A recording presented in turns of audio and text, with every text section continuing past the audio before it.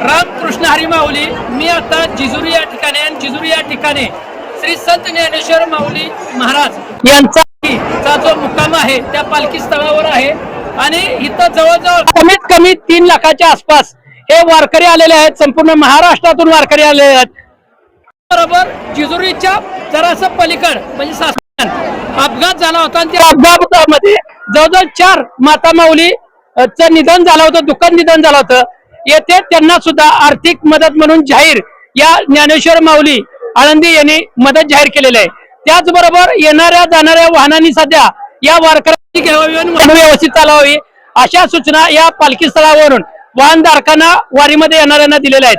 त्याचबरोबर जे वारकरी महिला असतील यांनी सोनं नाणं वगैरे आणलं असेल ते सोनं, कारण का सासवड मध्ये जवळजवळ 4 लाख रुपये किमतीचं सोनं एका रात्रीत तिथून चोरीला गेलेलं आहे असे सासवड पोलीस स्टेशनच्या वतीने सांगण्यात आलंय. त्यामुळे याची दक्षता प्रत्येक वारकऱ्यांनी घ्यावी.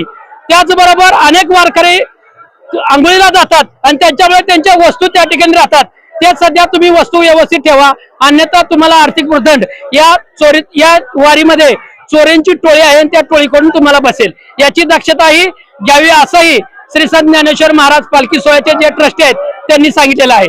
रामकृष्ण हरी माऊली. विजय दंगेकर, लोणारी टाइम्स, जेजुरी.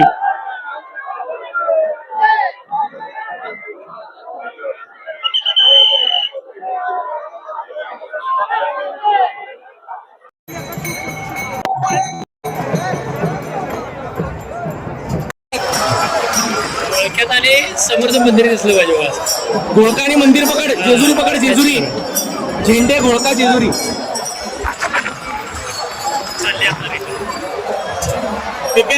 जेवढे जाताना येताना मिळतात तेवढे घे.